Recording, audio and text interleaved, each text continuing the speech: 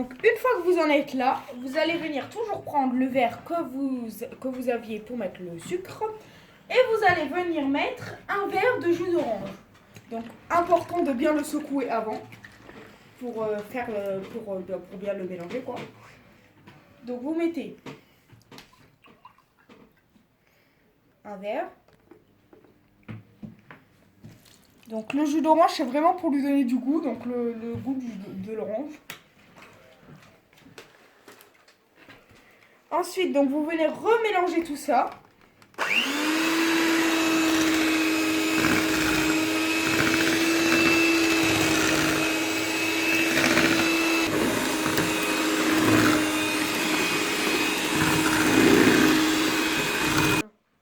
À cette préparation, vous allez venir ajouter un demi-verre de farine. Donc vous reprenez donc toujours le même verre.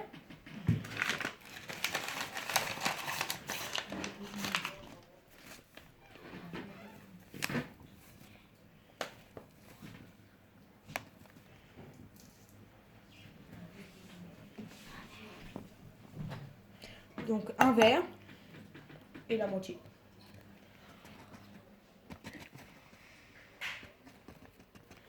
Donc à ce demi-verre, vous allez venir ajouter la levure chimique. Donc voilà. Vous prenez votre levure chimique. Vous venez la mettre dedans. Et maintenant, vous allez prendre une cuillère, vous allez prendre le manche de votre cuillère et vous allez incorporer donc la levure dans la farine. Voilà. Et vous allez venir verser la farine dans le sucre, dans la préparation. Avec votre cuillère, vous venez bien récupérer toute la farine du verre. Voilà. Donc là, à ce stade, vous allez venir remélanger. Donc vous reprenez votre robot et vous fouettez à petite vitesse.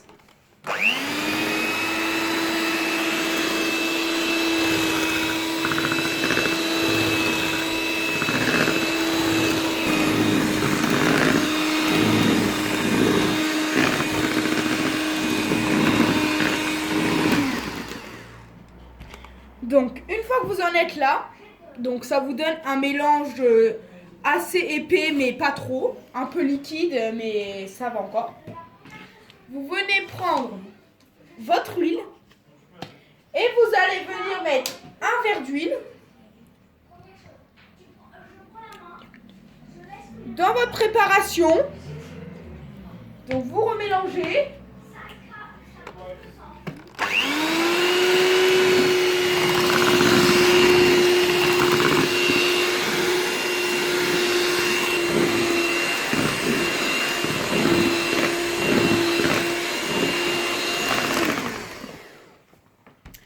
Donc maintenant que vous avez votre préparation avec tous les ingrédients, nous allons venir ajouter le chocolat. Donc votre Van-Houten, comme ça. Et là, vous allez venir mettre un demi-verre. Voilà, vous mettez un demi-verre. Donc le Van-Houten, donc c'est du cacao amer non sucré, donc pour les gâteaux, pour les préparations comme ça. Donc c'est pas du tout comme du Nesquik ou un autre chocolat. Donc toujours n'oubliez pas de bien essuyer votre verre au maximum du coup. Voilà. Donc maintenant on reprend notre préparation. Donc voilà, donc vous êtes là. Et là vous allez reprendre votre robot et vous allez toujours la mettre à 1. Donc à la vitesse moyenne, la plus petite du coup. Pour pas que ça éclabousse partout parce que sinon vous allez en avoir partout.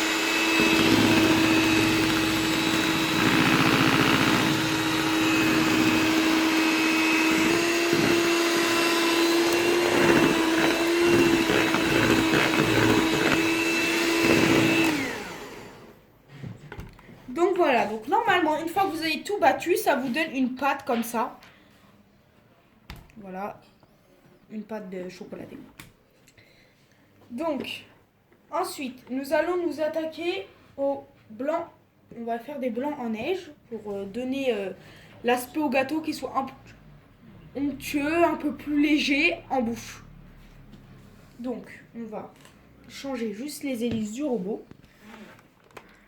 Donc maintenant que vous avez nettoyé vos hélices, vous pouvez les remettre à votre robot. Dans vos jaunes, dans vos blancs, pardon, vous allez venir mettre un petit peu de sel. Une pincée de sel, donc un petit peu, voilà, à la louche. Ensuite, donc vous allez venir prendre votre robot. Et là, vous allez fouetter jusqu'à que vos blancs soient durs et fermes.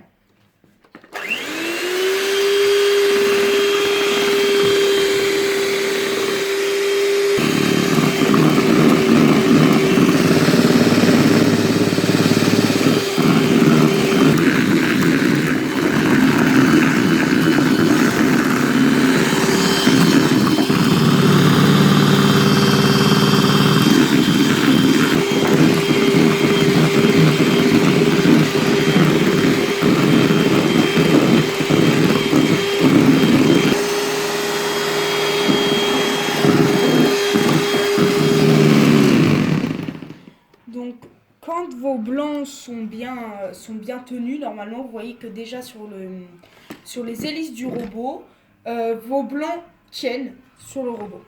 Maintenant, il y a une deuxième astuce pour voir si vos blancs ils sont bien faits et bien montés, c'est de les retourner. Vous voyez. Et là, ça ne tombe pas. Donc, c'est que nos blancs sont bien montés et bien réussis. Maintenant, vous allez reprendre votre préparation chocolatée.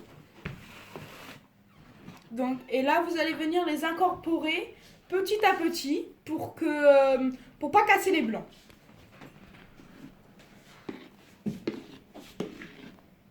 Donc, vous les incorporez délicatement dans la préparation. Donc, vous le faites en 2-3 fois. Ensuite, vous prenez vous prenez une cuillère et vous venez incorporer comme ceci. Donc, vous venez soulever votre préparation et venez vraiment et vous venez bien les incorporer dans votre gâteau. Donc, en soulevant la pâte. Donc, voilà. Donc, il faut vraiment que ça soit bien incorporé.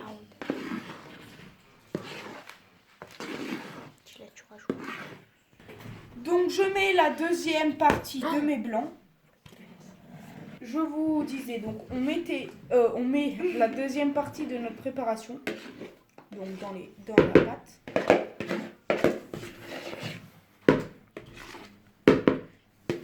Donc, vraiment, il faut vraiment que cette étape soit bien faite parce que c'est vraiment cette partie qui va faire que le gâteau soit à la cuisson soit bien et qu'il monte, enfin pas qu'il monte mais qu'il soit léger quand en bouche quand vous allez le prendre après. Et donc vous revenez comme ça, soulevez la pâte et mettre vraiment bien incorporé. Maintenant que vos blancs sont bien incorporés donc dans votre pâte, nous allons prendre un moule, donc de préférence rond, que je vais vous montrer juste après. Et que vous allez mettre dans ce moule pour la cuisson, pour pas qu'il accroche, je vais vous montrer. Donc de l'huile et de la farine.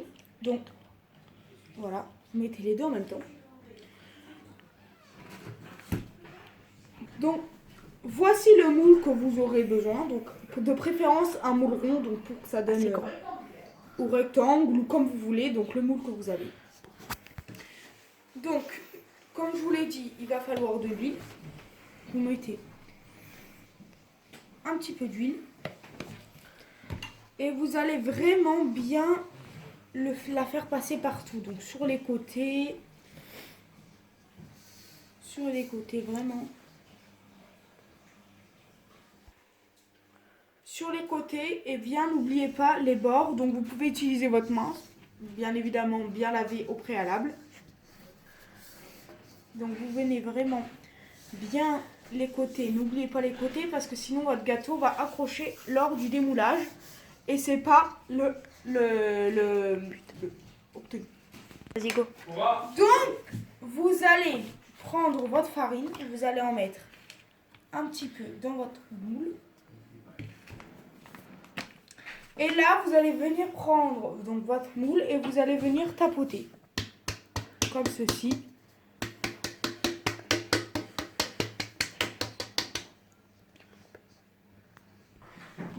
Donc la farine, ça va aider pour pas que le gâteau il accroche, donc justement. Donc vous allez venir reprendre votre préparation et vous allez venir la verser donc dans votre moule.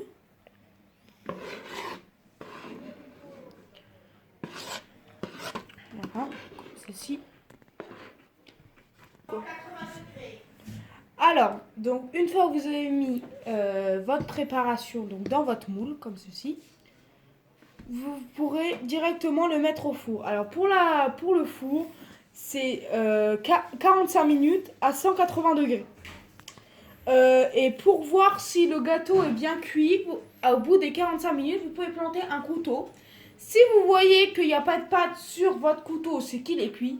Si vous voyez que il y a un peu de pâte, c'est qu'il n'est pas encore très bien cuit. Et là, vous rajoutez du temps